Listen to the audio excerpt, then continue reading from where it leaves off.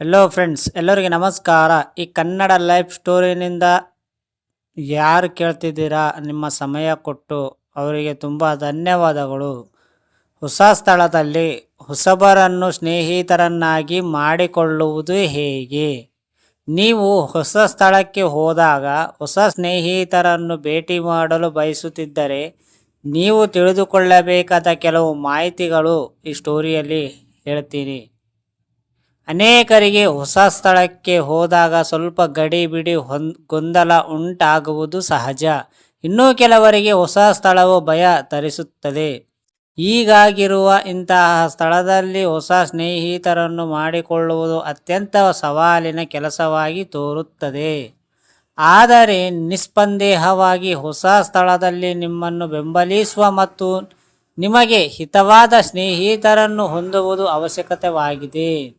ನಿಮ್ಮ ಪಕ್ಕ ಸ್ನೇಹಿತರಿದ್ದರೆ ನಿಮ್ಮ ಜೀವನವು ಆರೋಗ್ಯಕರ ಮತ್ತು ವರ್ಣಮಯವಾಗಿರುತ್ತದೆ ಎಂಬುದರಲ್ಲಿ ಸಂದೇಹವಿಲ್ಲ.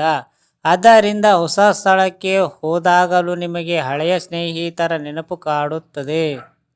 ಹೊಸ ಸ್ಥಳಕ್ಕೆ ಹೋದಾಗ ಸುಲಭವಾಗಿ ಹೊಸ ಸ್ನೇಹಿತರನ್ನು ಹೇಗೆ ಮಾಡಿಕೊಳ್ಳಬೇಕೆಂಬುದರ ಕುರಿತು ಕೆಲವು ಸಲಹೆಗಳನ್ನು ಕೊಡಲಾಗುತ್ತದೆ. ಅಪ್ಲಿಕೇಶನ್ಗಳ ಸಹಾಯ ಪಡೆಯಿರಿ. ಹೊಸ ಜನರನ್ನು ಭೇಟಿ ಮಾಡಲು ಇಂಟರ್ನೆಟ್ ಉತ್ತಮ ಮಾರ್ಗವಾಗಿದೆ. ಇತ್ತೀಚಿನ ದಿನಗಳಲ್ಲಿ ಆನ್ಲೈನ್ ವೇದಿಕೆಗೆ ಹೊಸ ಸ್ನೇಹಿತರು ಸೇರುವ ಕೇಂದ್ರ ಸ್ಥಳಗಳಲ್ಲಿ ಒಂದಾಗಿದೆ. ನಿಮ್ಮ ಆಸಕ್ತಿಯ ವಿಷಯಗಳ ಕುರಿತು ಆನ್ಲೈನ್ ವೇದಿಕೆಗಳನ್ನು ಪರಿಶೀಲಿಸಿ. ಡೇಟಿಂಗ್ ಅಪ್ಲಿಕೇಶನ್ಗಳಂತೆಯೇ ಸಮಾನ ಮನಸ್ಕ ಜನರೊಂದಿಗೆ ಸಂಪರ್ಕ ಸಾಧಿಸಲು ನಿಮಗೆ ಸಹಾಯ ಮಾಡುವ ಹಲವಾರು ಆನ್ಲೈನ್ ಫ್ರೆಂಡ್ಶಿಪ್ ಪ್ಲ್ಯಾಟ್ಫಾರ್ಮ್ಗಳಿವೆ. ಅಲ್ಲಿ ನೀವು ಒಬ್ಬ ವ್ಯಕ್ತಿಯನ್ನು ಅಥವಾ ಸ್ನೇಹಿತರ ಗುಂಪನ್ನು ಭೇಟಿ ಮಾಡುವುದು. ಅಲ್ಲಿ ನೀವೆಲ್ಲರೂ ಒಟ್ಟಿಗೆ ಸುತ್ತಾಡಬಹುದು, ನೆನಪುಗಳನ್ನು ಮೇಲುಕು ಹಾಕಬಹುದು. ಈ ಅಪ್ಲಿಕೇಶನ್ ನಿಜವಾಗಿಯೂ ಕೆಲಸ ಮಾಡುತ್ತದೆ. ಸಹೋದ್ಯೋಗಿಗಳು ಸ್ನೇಹಿತರಾದಾಗ ಕಚೇರಿಯ ಕೆಲಸದ ಸಮಯ ಮುಗಿದ ನಂತರ ನಿಮ್ಮ ಸಹೋದ್ಯೋಗಿಗಳೊಂದಿಗೆ ಚಾಟ್ ಸೇವಿಸಲು ಅಥವಾ ರೆಸ್ಟಾರೆಂಟಿಗೆ ಸುತ್ತಾಡುವ ಅವಕಾಶಗಳನ್ನು ಮಿಸ್ ಮಾಡಿಕೊಳ್ಳಬೇಡಿ.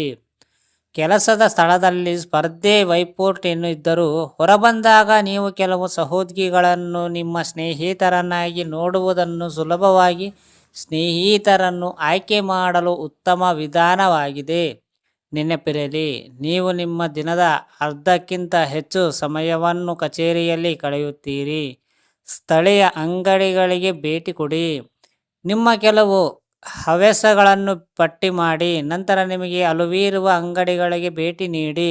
ಉದಾಹರಣೆಗೆ, ನೀವು ಆರ್ಟ್ ಸ್ಟೋರ್ಗೆ ಭೇಟಿ ನೀಡಿದರೆ ನೀವು ಅಲ್ಲಿ ಸಣ್ಣ ಚರ್ಚೆ ಮಾಡಬಹುದು ಮತ್ತು ಅದೇ ಆಸಕ್ತಿ ಹೊಂದಿರುವ ವ್ಯಕ್ತಿಗಳ ಬಗ್ಗೆ ಕೇಳಬಹುದು, ಏಕೆಂದರೆ ನಿಮ್ಮ ರೀತಿಯ ಆಸಕ್ತಿ ಹೊಂದಿರುವ ಜನರೊಂದಿಗೆ ಸಂಪರ್ಕ ಸಾಧಿಸಲು ಇದು ಸಹಾಯ ಮಾಡುತ್ತದೆ. ಜೊತೆಗೆ ನಿಮ್ಮ ಹವ್ಯಾಸಗಳನ್ನು ನಿರ್ಮಿಸಲು ನಿಮಗೆ ಸಹಾಯ ಮಾಡುವ ಗುಂಪುಗಳಲ್ಲಿ ನೀವು ತೊಡಗಿಸಿಕೊಳ್ಳಬಹುದು.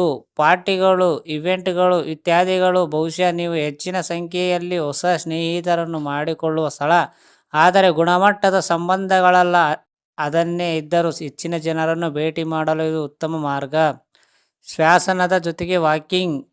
ಜನರೊಂದಿಗೆ ಸ್ನೇಹ ಬೆಳೆಯುವುದರಲ್ಲಿ ನಿಮ್ಮ ಶ್ವಾಸ ನಿಮ್ಮ ಉತ್ತಮ ಸ್ನೇಹಿತರ ಮತ್ತು ಸೂಪರ್ ವಿಂಗ್ಮ್ಯಾನ್ ಆಗಿರಬಹುದು.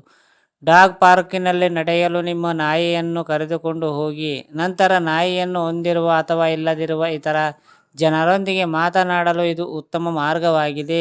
ಮುಂದಿನ ಹಂತವು ನಿಮಗೆ ಪರಿಚಯವಿಲ್ಲದ ಜನರನ್ನು ಕೂಡ ಭೇಟಿ ಮಾಡಿಸುತ್ತದೆ. ಅಂದ ಹಾಗೆ ನಾಯಿ ಹಾಸ್ಯಗಳನ್ನು ಅತ್ಯುತ್ತಮವಾಗಿರುತ್ತವೆ. ಹಳೆಯ ಸ್ನೇಹಿತರನ್ನು ಕೇಳಿ. ಸಂಪೂರ್ಣವಾಗಿ ಹೊಸ ಗುಂಪಿನಲ್ಲಿರುವ ಸ್ನೇಹಿತರು ಭೇಟಿಯಾಗುವುದು ಹೆದರಿಕೆ ಅನಿಸಬಹುದು. ಹಾಗಿದ್ದಲ್ಲಿ ಮೊದಲ ನಿಮ್ಮ ಸ್ನೇಹಿತರ ವಲಯದಿಂದ ಅಂದರೆ ನಿಮಗೆ ಪರಿಚಯವಿರುವ ವ್ಯಕ್ತಿಗಳಿಗೆ ಸ್ನೇಹಿತರನ್ನು ಮಾಡಿಕೊಳ್ಳುವ ಮೂಲಕ ಭಯ ಕಡಿಮೆ ಮಾಡಿಕೊಳ್ಳಿ. ಪರಸ್ಪರರ ಆಸಕ್ತಿ ಹೊಂದಿರುವ ಸ್ನೇಹಿತರನ್ನು ಹುಡುಕಲು ನೀವು ಯಾವಾಗಲೂ ಈಗಾಗಲೇ ಅಸ್ತಿತ್ವದಲ್ಲಿರುವ ನಿಮ್ಮ ಸ್ನೇಹಿತರನ್ನು ಅವಲಂಬಿಸಬಹುದು. ನಿಮ್ಮ ಸ್ವಭಾವಕ್ಕೆ ತಕ್ಕಂತೆ ಸ್ನೇಹಿತರು ನಿಮ್ಮ ಹೊಸ ಪ್ರದೇಶದಲ್ಲಿ ಯಾರಾದರೂ ಇದ್ದರೆ ಎಂದು ನಿಮ್ಮ ಆಸಕ್ತಿಯಲ್ಲಿರುವ ಸ್ನೇಹಿತರನ್ನು ಕೇಳಿ. ತದನಂತರ ಸ್ನೇಹಿತರು ಭೇಟಿ ಪರಸ್ಪರ ಮಾತನಾಡಿಕೊಳ್ಳಿ, ಸ್ನೇಹ ಬೆಳೆಸಿ. ಫ್ರೆಂಡ್ಸ್, ಅರ್ಥ ಆಯ್ತಾ ನಿಮಗೆ ಸ್ಟೋರಿ ಕೇಳಿದ ಪ್ರತಿಯೊಬ್ಬರಿಗೂ ತುಂಬ ಧನ್ಯವಾದಗಳು.